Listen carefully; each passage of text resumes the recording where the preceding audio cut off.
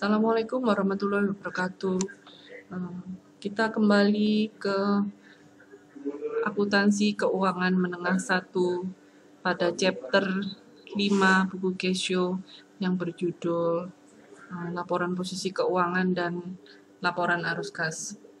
Kita akan bersama-sama belajar tentang laporan posisi keuangan dan laporan arus kas. Jadi terkait dengan yang pertama yaitu penggunaan, batasan, dan isi laporan posisi keuangan. Kalau dulu itu dinamakan dengan neraca, sekarang Statement of Financial Position. Kemudian yang kedua itu adalah menyiapkan laporan posisi keuangan. Kemudian yang ketiga itu menjelaskan tujuan, isi, penyusunan laporan arus kas, dan jelaskan jenis informasi tambahan yang disediakan. Jadi kita akan membahas dua laporan, yaitu laporan posisi keuangan dan laporan arus kas.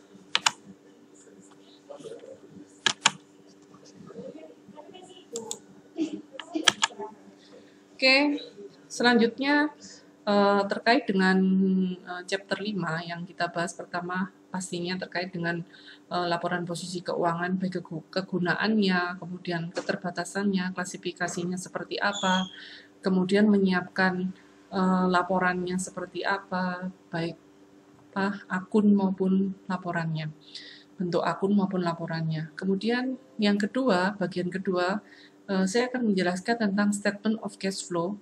Jadi terkait dengan tujuan dari arus kas itu, kemudian isi dari arus kas, kemudian menyiapkan arus kas juga, dan kegunaan arus kas juga.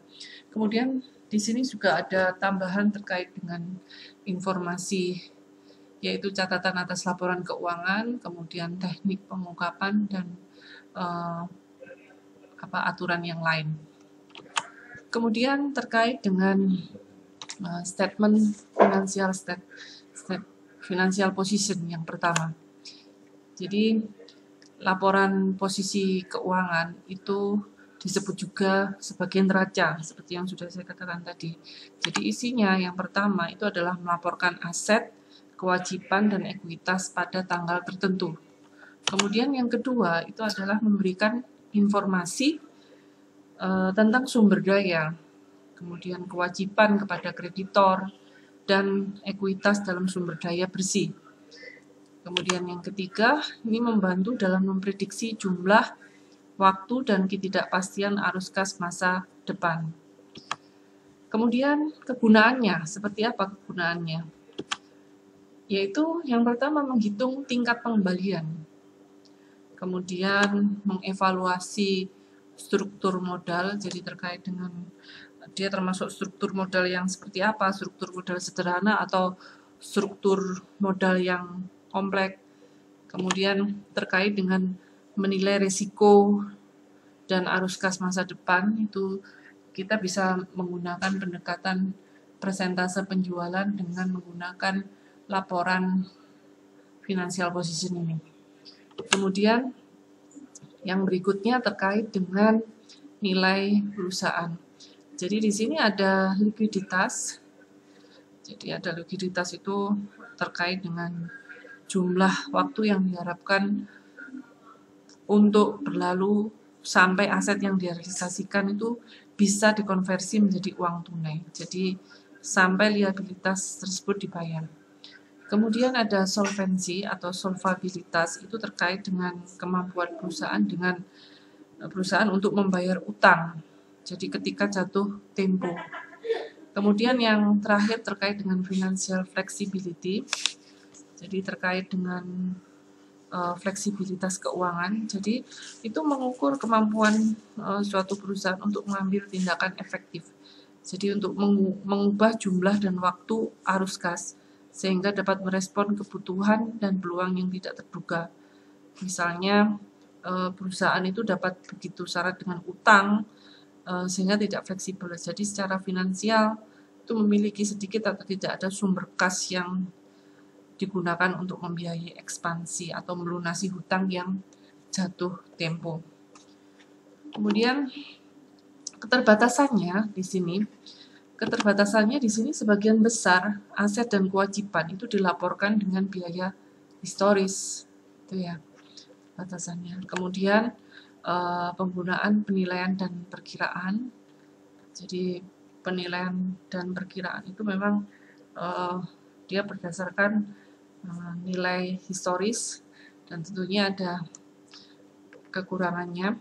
Kemudian banyak item bernilai finansial yang dihilangkan.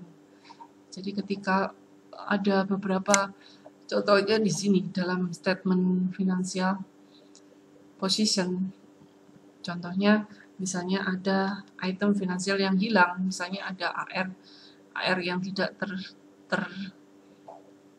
terpenuhi atau terlunasi, maka ada item yang dihilangkan terkait dengan hal itu. Kemudian kita akan membahas tentang elemen dari statement of financial position atau terkait dengan unsur-unsur dari laporan posisi keuangan. Jadi yang pertama itu ada aset, kemudian ada liability dan equity. Seperti yang kita ketahui, aset itu di sisi kiri dan liability dan equity itu ada di sisi kanan.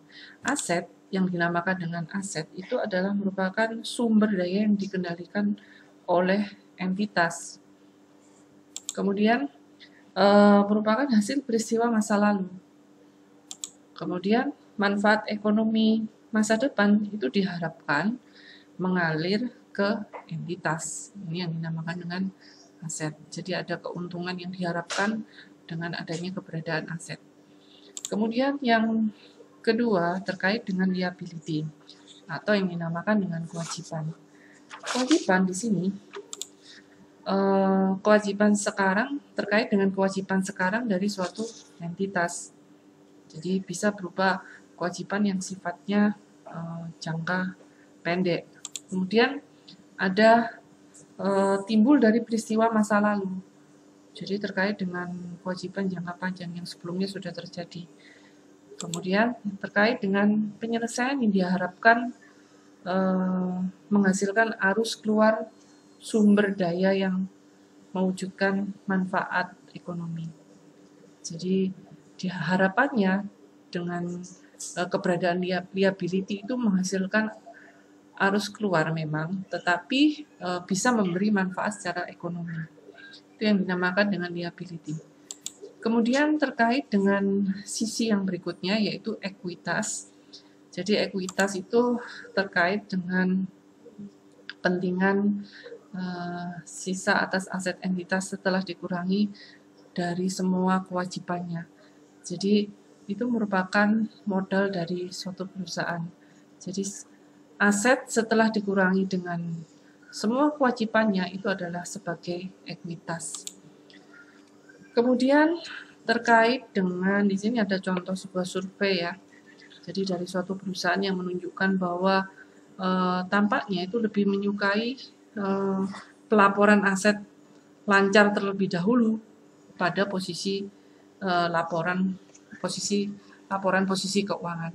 Jadi di sini ini contoh. Jadi di sini dalam klasifikasi atau penyajian dalam suatu laporan posisi keuangan, kalau biasanya kita menempatkan suatu aset tidak lancar itu di posisi kedua. Nah, ini contohnya non-current asset atau kategori aset yang non lancar itu bisa ditampilkan terlebih dahulu. Seperti itu. Bisa juga di sini ekuitas itu di posisi yang awal, kemudian current liability atau non current liability itu di bawahnya ekuitas, itu bisa. Kemudian terkait dengan non current asset atau aset tidak lancar. Jadi di sini umumnya itu terdiri dari investasi jangka panjang, kemudian ada properti, kemudian plant, equipment, kemudian ada intangible asset, kemudian other asset. Itu adalah kategori aset yang tidak lancar. Kemudian masih terkait dengan klasifikasi, yaitu yang terkait dengan yang berikutnya, pos berikutnya, yaitu investasi jangka panjang. Kita bahas satu persatu yang terkait dengan aset non-lancar. Investasi jangka panjang itu terdiri dari apa saja? Di sini ada sekuritas. Sekuritas itu apa saja? Di sini ada obligasi, bond, kemudian ordinary share atau saham biasa atau catatan jangka panjang. Kemudian ada tangible asset atau aset berwujud. Jadi yang saat ini tidak digunakan dalam operasi. Jadi tanah yang dimiliki hanya untuk spekulasi. Jadi bukan digunakan untuk operasi. Itu termasuk kategori long term investment. Kemudian yang ketiga itu terkait dengan special fund atau dana khusus ya. Di sini ada sinking fund, kemudian pension fund or plan expansion fund. Jadi di sini ada dana pensiun, kemudian bisa juga dana perluasan pabrik atau yang lainnya. Kemudian ada non-consolidated subsidiary. Jadi di sini anak perusahaan yang non-konsolidasi atau perusahaan asosiasi. Jadi terkait dengan perusahaan yang non-konsolidasi atau perusahaan yang asosiasi. Nah, ini ada tipe-tipe dari investasi in-depth. Jadi ada tipe-tipe dari investasi in-depth atau yang masih terkait dengan non-lancar ya di sini ya. And equity security, di sini ada held for collection. Jadi dimiliki untuk penagihan. Jadi dimiliki untuk penagihan itu seperti apa? Ini tipenya. Dia kategorinya sebagai debt. Kemudian di sini juga ada biaya amortisasi. Kemudian terkait juga dengan current or non-current. Jadi bisa dikategorikan sebagai current atau non-current. Jadi di sini adalah merupakan efek utang ya, debt tipenya. Debt itu utang.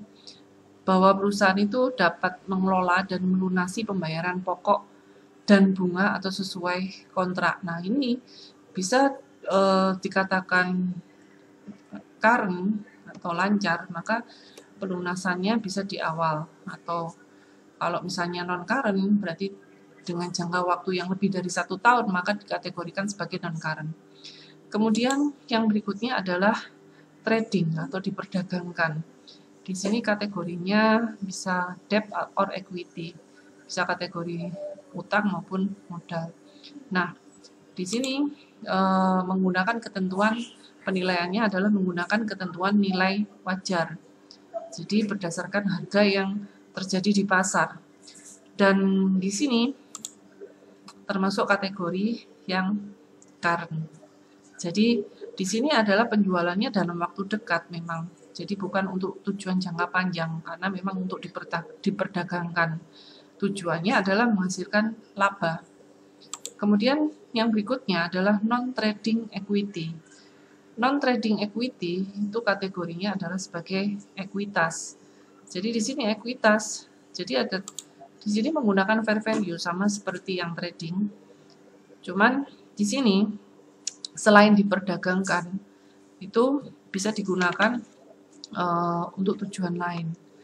Jadi dimiliki untuk tujuan selain diperdagangkan. Jadi bisa digunakan untuk tujuan lain. Misalnya di sini adalah untuk memenuhi persyaratan hukum atau kontrak.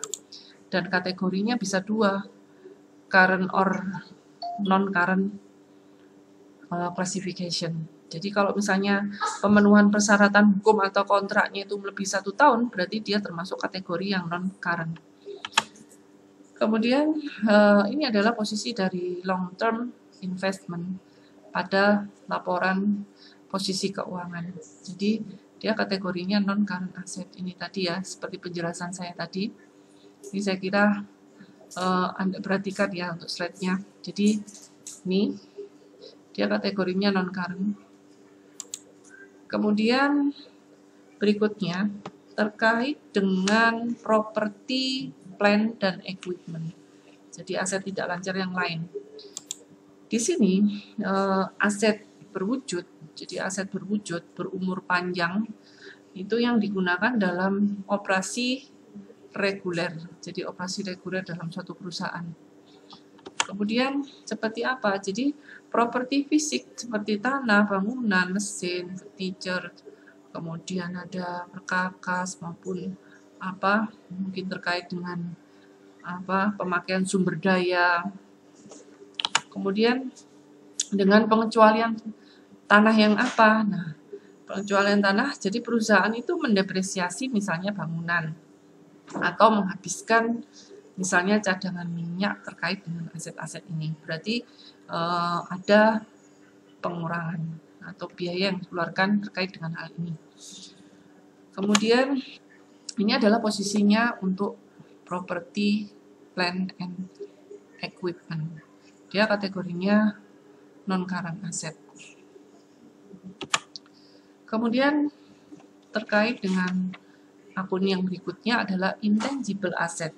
Jadi intangible asset di sini atau aset tidak berwujud itu terkait dengan lack physical substance. Jadi di sini ada kekurangan substansi fisik dan bukan merupakan instrumen keuangan.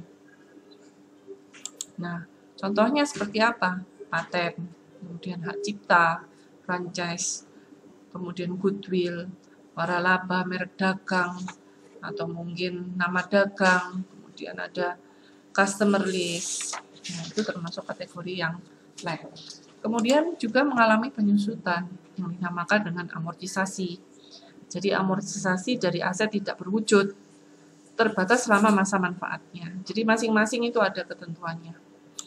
Kemudian menilai penurunan nilai tak berwujud dengan umur tak terbatas secara berkala. Tuh. Nah, posisinya di mana di aset? Jadi dia kategori yang non-current asset, itu intangible asset. Sehingga dari ketiga akun tadi itu di hasilnya total non-current assetnya. Kemudian yang berikutnya adalah terkait dengan other asset atau aset lain. Nah, di sini itemnya bervariasi dari praktiknya. Jadi bisa termasuk apa saja. Di sini ada long term prepaid expense. Jadi ada biaya pembayaran dibayar di muka tetapi jangka panjang sifatnya. Jadi biaya prabayar tetapi jangka panjang. Kemudian terkait dengan non-current receivable atau piutang tidak lancar, itu kategorinya adalah other asset. Kemudian ada aset dalam dana khusus misalnya. Kemudian properti yang dimiliki untuk dijual, itu other asset. Kemudian uang tunai atau sekuritas yang dibatasi. Jadi uang tunai atau sekuritas dibatasi itu juga termasuk other asset. Kemudian kita lanjut ke current asset. Jadi non current asset sudah, kita ke current asset. Current asset di sini jadi merupakan kas dan aset lain yang diharapkan perusahaan untuk berubah menjadi uang tunai, dijual atau dikonsumsi, baik dalam 1 tahun atau dalam 1 siklus operasi. Jadi kategorinya adalah tidak boleh lebih dari 1 tahun. Nah, ini adalah item-itemnya. Di sini ada persediaan, kemudian prepaid expense, receivable, short term investment, cash and cash equivalent. Nah, ini adalah basic dasar dari penilaiannya. Jadi ini dasar penilaiannya. Kalau inventory itu menggunakan lower of cost or net realizable. Di sini ada low cost istilahnya. Nanti kita belajar tentang PSAK 72 ada. Kemudian ada prepaid expense, cost, kemudian dan sebagainya. Sampai cash and equivalent adalah berdasarkan fair value. Kemudian yang terkait dengan current asset lainnya adalah yang pertama ya, kita bahas inventory. Jadi inventory kita akan melihat apa? Yang pertama adalah dasar penilaiannya. Jadi bisa menggunakan lower of cost or net realizable realizable value atau nilai realisasi yang lebih rendah dari biaya atau biaya yang lebih bersih. Jadi itu nilai terendah dari biaya perolehan atau nilai realisasi neto. Kemudian di sini menggunakan asumsi arus biaya. Jadi misalnya di sini ada FIFO atau average cost. Nah, ini adalah posisi current asset inventory di neraca. Kemudian yang berikutnya terkait dengan piutang. Jadi piutang di sini kategori utama dari piutang itu harus ditunjukkan dalam laporan posisi keuangan atau catatan terkait. Jadi di sini perusahaan itu harus mengidentifikasi dengan jelas. Nah, itu takutnya ada yang pertama apa? Kita mengantisipasi adanya kerugian, adanya piutang yang tidak tertagih yang pertama. Kemudian yang kedua, jumlah dan sifat piutang atau non-perdagangan, non-trade receivable. Kemudian terkait dengan piutang yang dijadikan jaminan atau kolateral ya di sini. Oke. Posisinya di sini piutang. Non-receivable ya kan. Ini dikurangi loan portfolio ya. Ada pelunasan. Kemudian yang berikutnya kita akan bahas tentang prepaid expense. Jadi prepaid expense di sini adalah biaya dibayar di muka. Jadi biaya dibayar di muka di sini itu terkait dengan apa ini? Pembayaran tunai yang dicatat sebagai aset. Karena apa? Karena manfaat yang diterima di masa yang akan datang. Jadi dia dicatat sebagai aset karena manfaat yang diterima yang diterima di masa yang akan datang. Jadi di sini terkait dengan prepaid expense itu ada pembayaran kas sebelum biaya tersebut dicatat. Itu yang dinamakan dengan prepaid expense. Nah, contohnya apa prepaid expense? Di sini ada asuransi, kemudian ada sublease, kemudian iklan, kemudian sewa, kemudian pajak. Nah, ini adalah posisinya prepaid expense di current asset. Nah, kemudian terkait dengan short term investment. Jadi short term investment di sini sama seperti jangka panjang tadi ya, cuman di sini penilaiannya itu dia adalah sifatnya kurang dari 1 tahun. Jadi terkait dengan held for collection, jadi termasuk kategori atau yang dimiliki untuk penagihan ya, itu kategorinya utang. Nah, ini juga sama seperti tadi. Penilaiannya adalah menggunakan biaya amortisasi, kategorinya current atau non-current sama. Kalau yang short term dia termasuk kategori yang current. Ini juga trading itu current. Non-trading bisa current atau non-current. Sama seperti yang tadi sudah saya jelaskan. Kemudian di sini short term investment itu kategorinya adalah sebagai current asset. Beda dengan yang long term. Dia posisinya di non-current. Kemudian kas. Di sini kas. Jadi umumnya itu terdiri dari apa ini? Terdiri dari mata uang atau giro ya. Jadi di sini ada kas ekivalen atau setara dengan kas. Jadi di sini setara dengan kas itu investasi jangka pendek yang sangat liquid. Jadi terkait dengan investasi jangka pendek yang sangat liquid. Nah, jatuh temponya itu dalam waktu 3 bulan atau kurang. Tuh. Nah, batasannya dan komitmen juga harus diungkapkan. Itu kalau terkait dengan setara dengan kas. Jadi ada kas itu sendiri atau kas ekivalen. Nah, ini kas dan kas ekivalen di sini posisinya. Nah, ini posisi statement of finansial yang biasanya sebelum ada peraturan FRS, kas itu biasanya posisinya awal sendiri. Ini di bawah. Jadi total asetnya adalah ini untuk yang current aset. Dari total semuanya, total asetnya adalah 1.720.000. Kemudian terkait dengan ekuitas. Jadi ekuitas tadi kita sudah berbicara dengan current dan non-current. Sekarang ekuitas. Jadi share capital. Jadi ada pembagian modal ya. Jadi di sini nilai nominal atau nilai saham yang diterbitkan ini termasuk saham biasa dan kadang-kadang disebut juga sebagai saham biasa ya. Atau dan saham preferensi. Jadi juga disebut saham preferensi. Jadi di sini share capital atau share issue ya, penerbitan saham ya, ordinary share itu sama dengan common share. Kemudian preference share atau preference share itu sama dengan preferred share. Itu adalah sama. Kemudian share premium.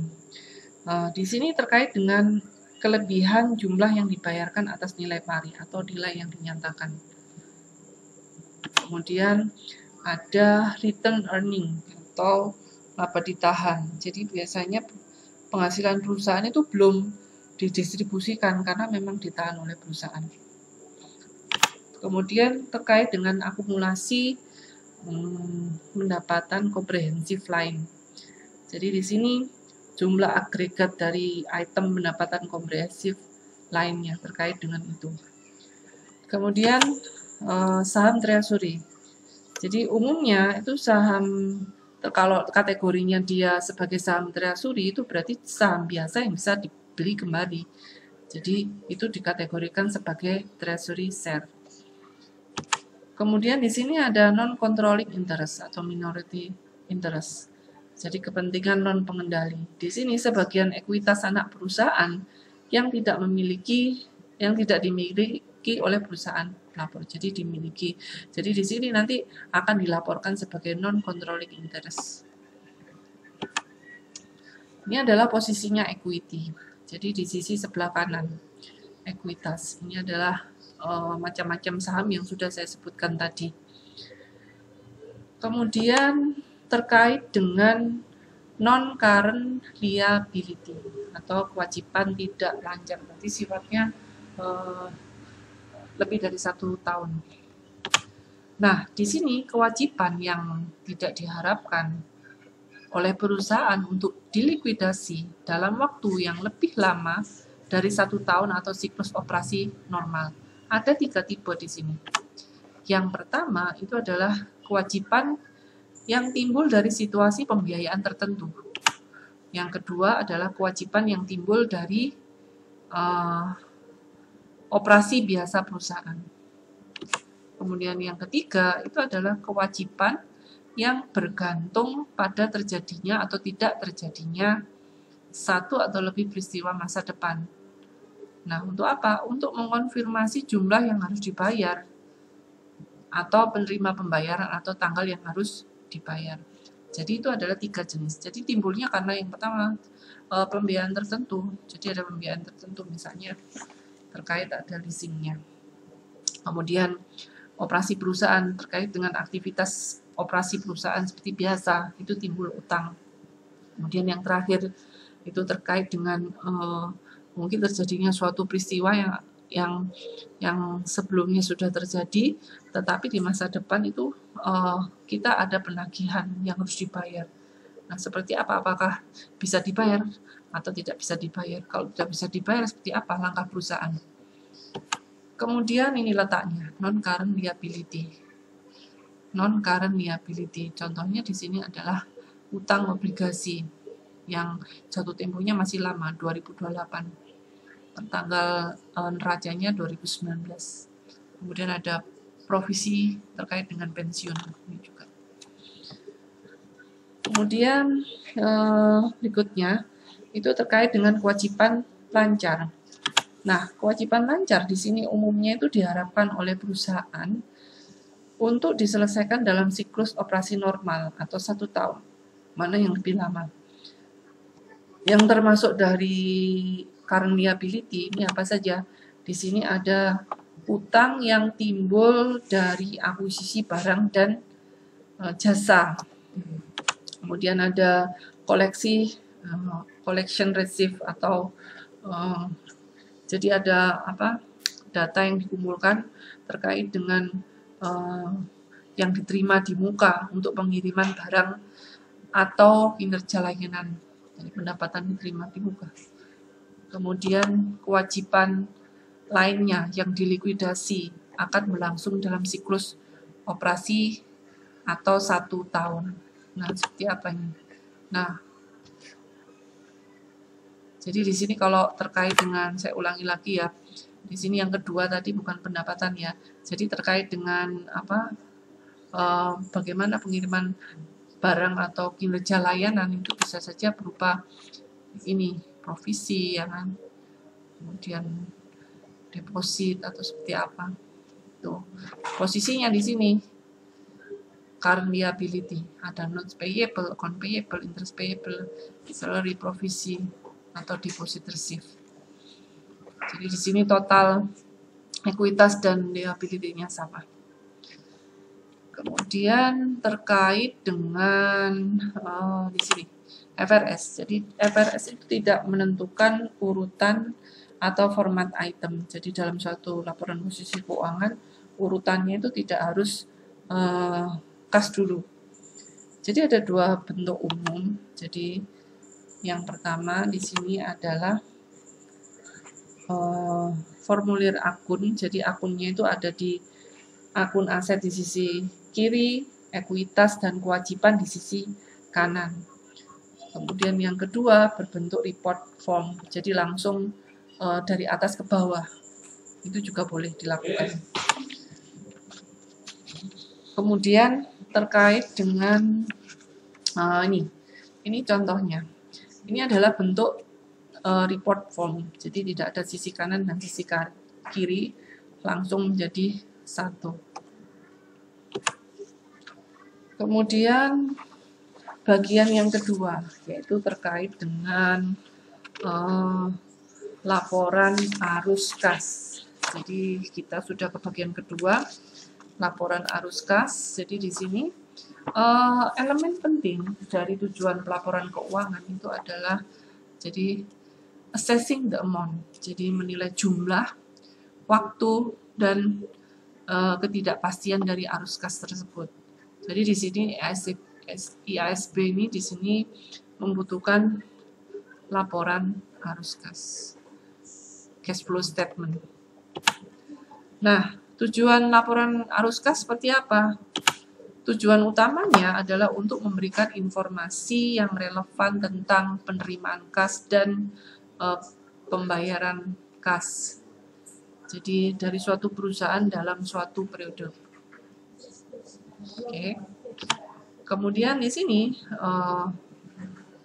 statement jadi pernyataan tersebut itu memberikan jawaban atas pertanyaan di bawah ini. Nah, dari mana uang tunai itu berasal?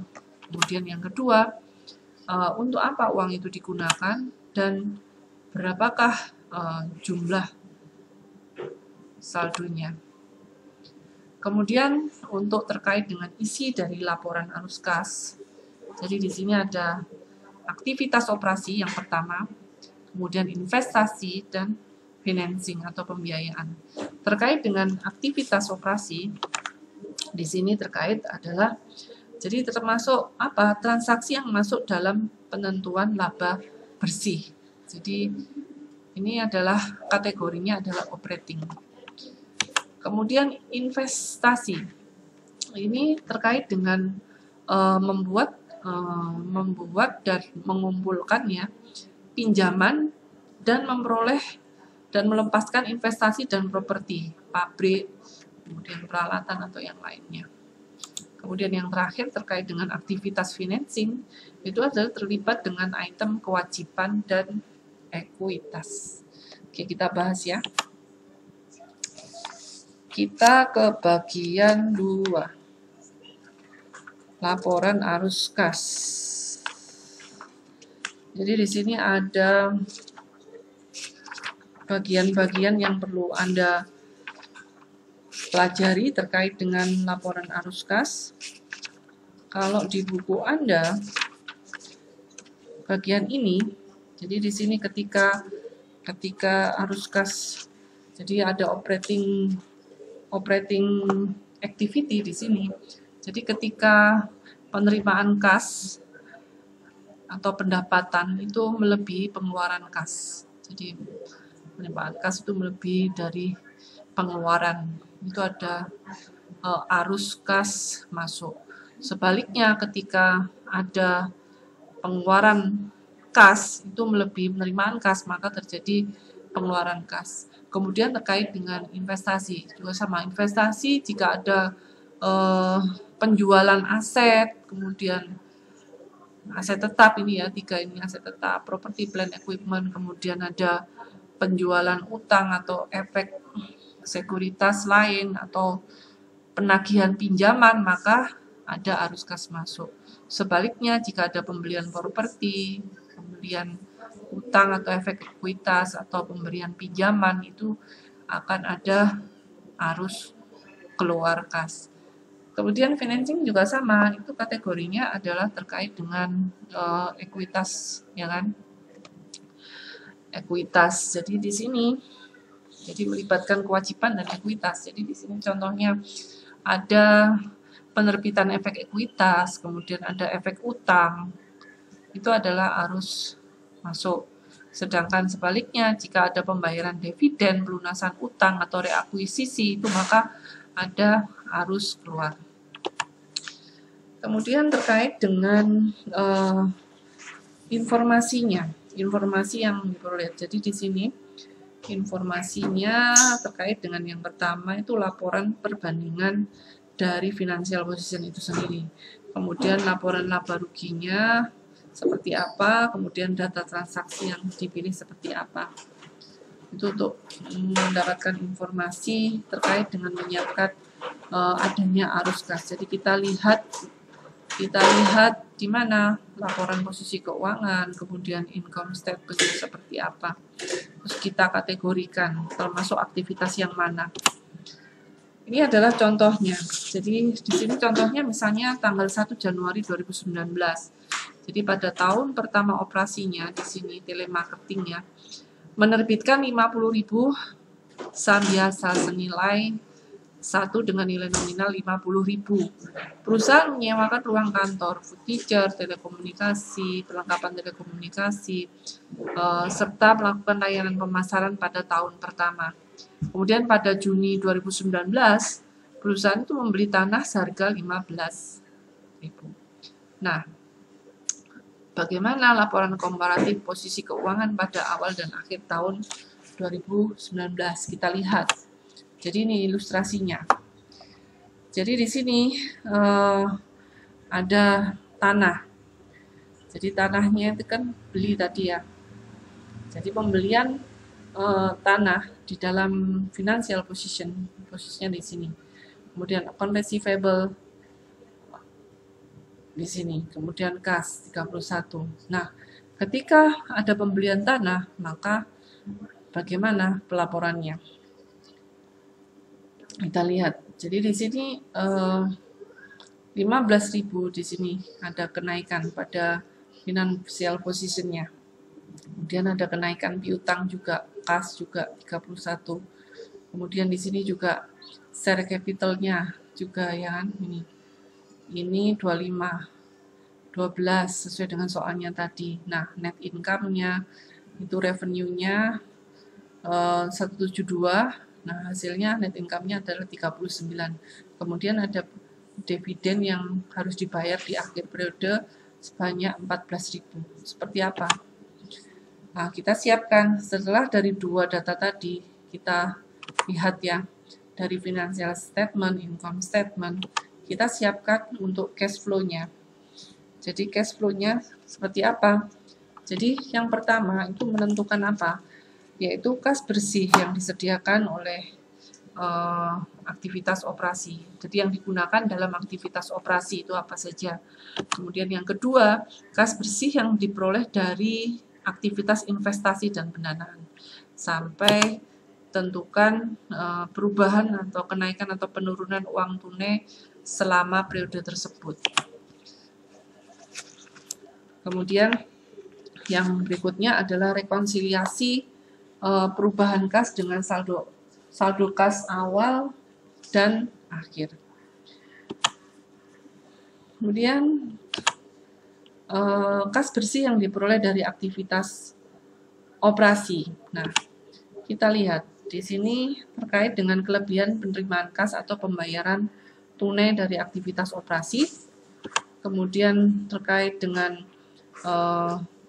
mengubah laba bersih dari basis akrual menjadi kas. Kemudian menambahkan atau mengurangi laba bersih ke item-item dalam laporan laba rugi yang tidak mempengaruhi kas.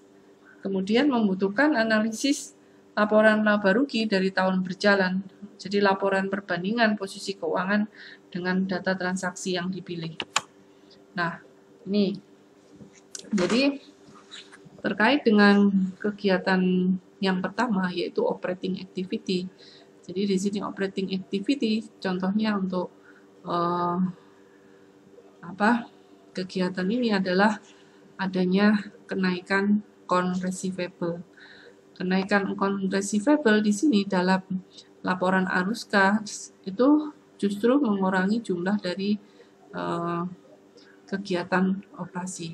Jadi mengurangi arus kas karena piutangnya kan bertambah, ya kan? Jadi contohnya net kas atau arus kas bersih dari kegiatan operasi adalah sebesar 10.000. Nah, jadi ada kenaikan account receivable sebesar 41.000.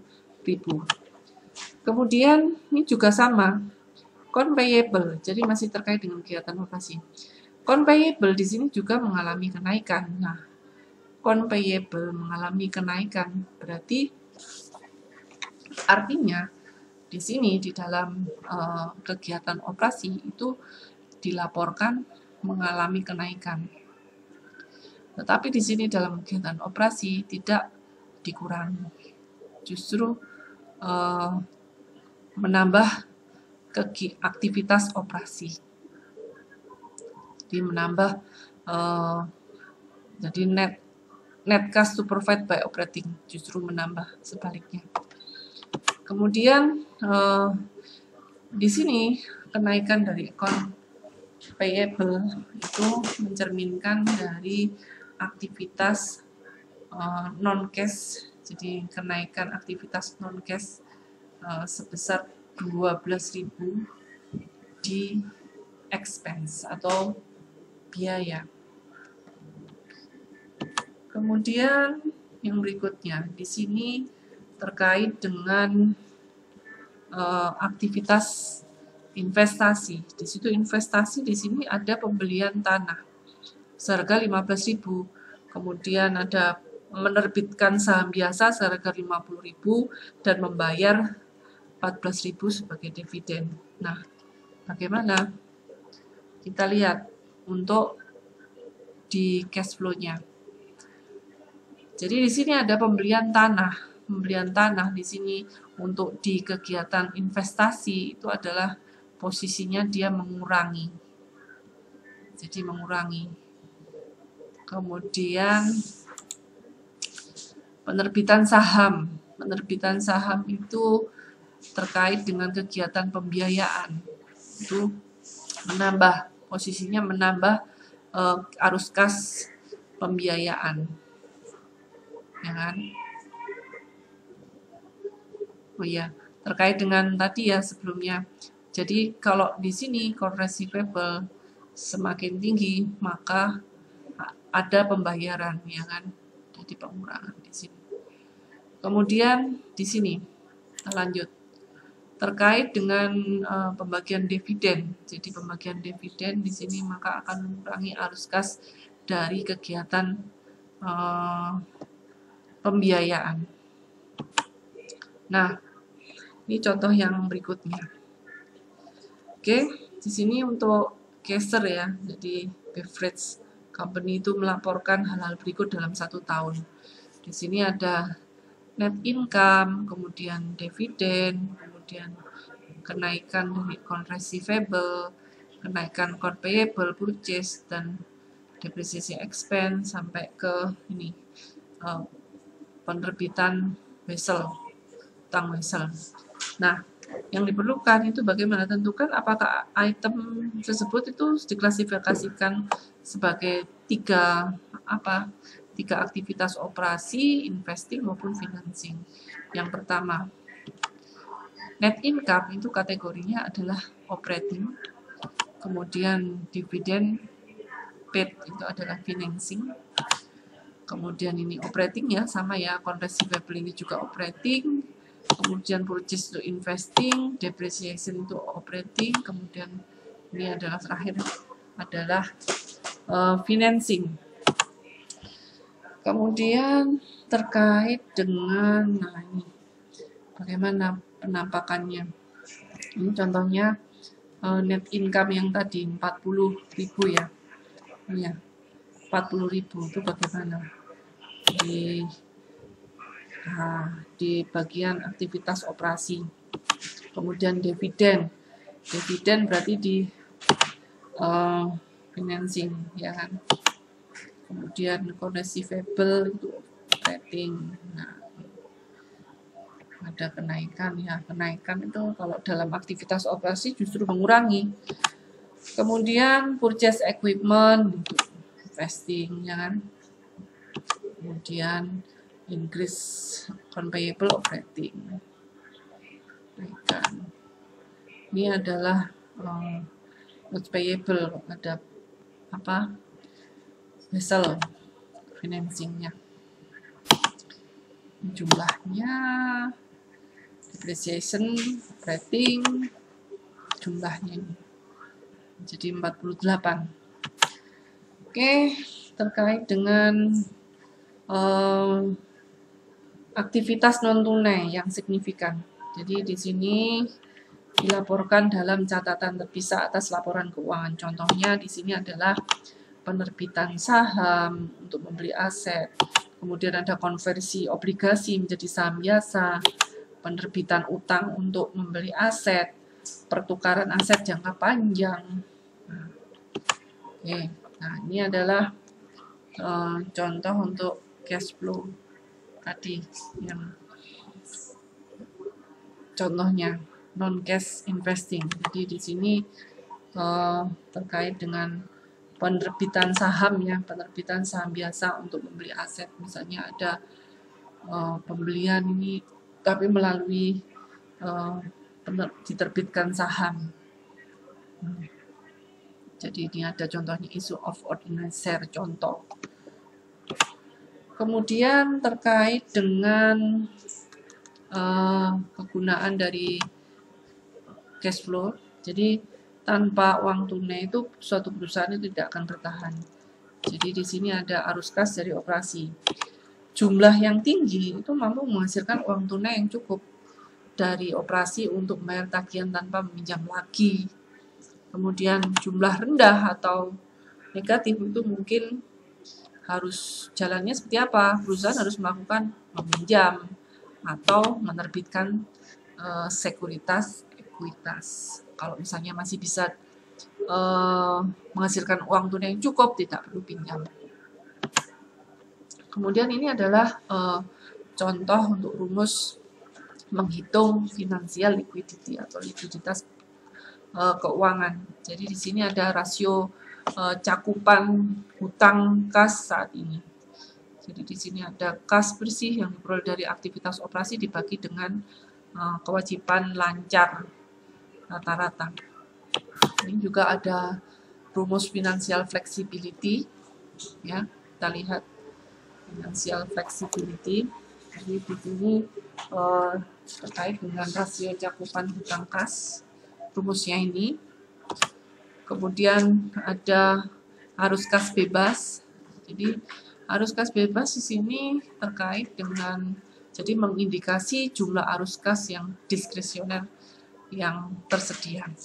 Dari mana? Di sini adalah dari capital, dari net cash, jadi kas bersih yang diperoleh dari kegiatan aktivitas dikurangi dengan pengeluaran modal sama dikurangi dengan dividen, itu adalah arus kas bebas. Jadi indikasinya cara menghitungnya seperti itu. Ini adalah digunakan oleh perusahaan untuk memprediksi apakah perusahaan itu sehat atau tidak.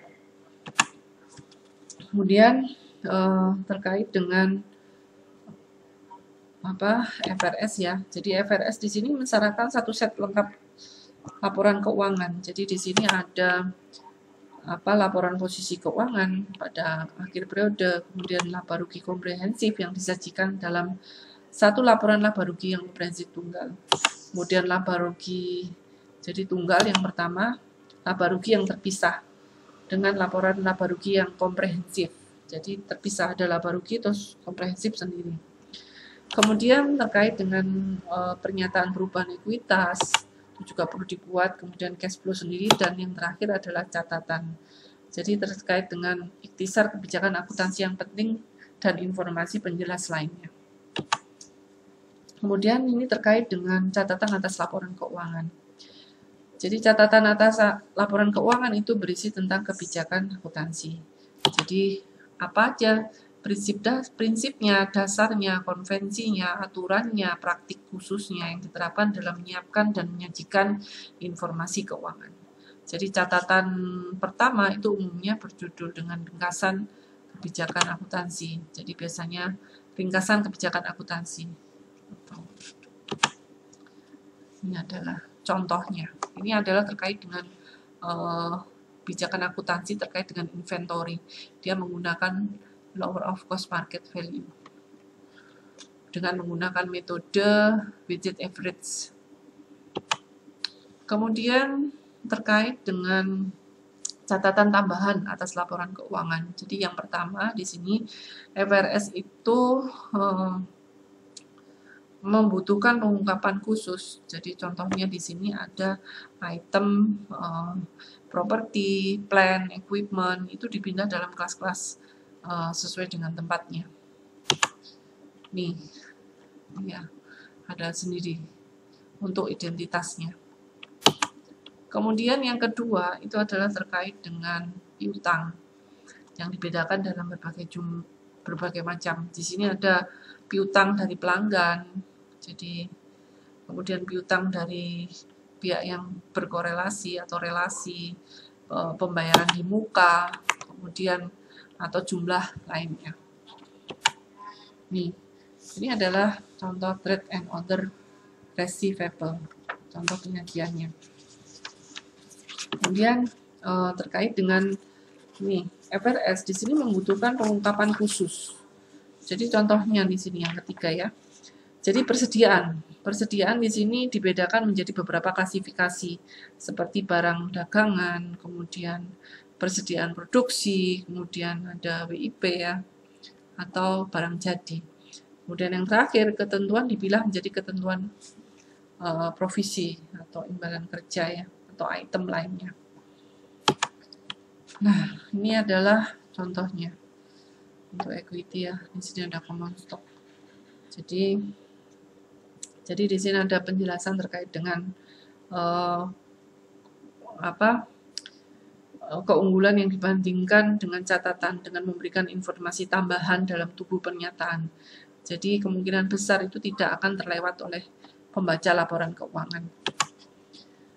Kemudian terkait dengan referensi silang, di sini ada kontra item. Jadi di sini ada perusahaan dengan referensi silang, di sini hubungan langsung antara aset dan liability itu pada laporan posisi keuangan. Jadi di sini langsung kita klik ini langsung muncul angka dari ini. Nah, ini terkait dengan pedoman lainnya yang terakhir ya dari pembahasan bab ini. Jadi di sini ada offsetting, consistency, fair representation. Jadi terkait dengan offsetting di sini adalah mengimbangi. Ini terkait dengan aturan yang sudah ditentukan oleh IAS nomor 1, jadi menunjukkan pentingnya bahwa aset dan kewajiban serta pendapatan dan beban itu dilaporkan secara terpisah. itu merupakan tepat untuk mengukur aset setelah dikurangi dengan penyisihan penilaian. Jadi seperti penyisihan piutang ragu-ragu atau persediaan setelah penurunan nilai. Kemudian konsistensi.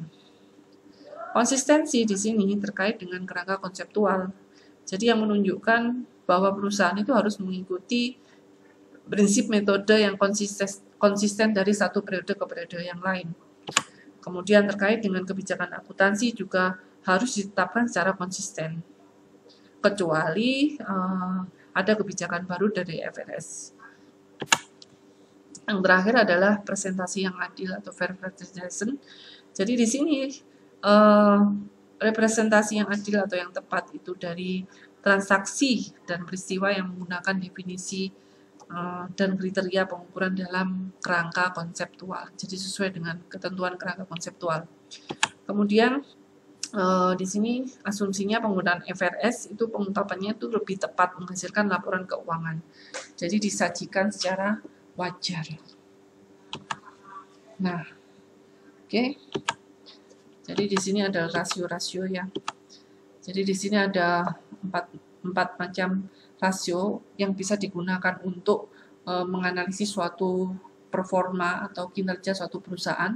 Di sini ada likuiditas, kemudian activity ratio, kemudian profitabilitas dan coverage. Jadi masing-masing rasio ini memberi gambaran. Kalau likuiditas itu adalah untuk mengukur kemampuan jangka pendek perusahaan untuk membayar kewajiban yang jatuh tempo. Activity ratio itu mengukur seberapa efektif perusahaan menggunakan asetnya. Kemudian profitabilitas, jadi mengukur tingkat keberhasilan atau kegagalan perusahaan atau divisi tertentu selama periode tertentu. Kemudian yang terakhir adalah rasio cakupan. Di sini adalah ukuran tingkat pelindungan bagi kreditor dan investor jangka panjang. Oke, ini adalah rumus-rumusnya. Kalian lihat sendiri, ada semua. Ya, untuk pembelajaran hari ini semoga bisa bermanfaat dan Anda bisa memahami penjelasan dari saya terkait dengan laporan posisi keuangan dan laporan arus kas. Terima kasih. Assalamualaikum warahmatullahi wabarakatuh.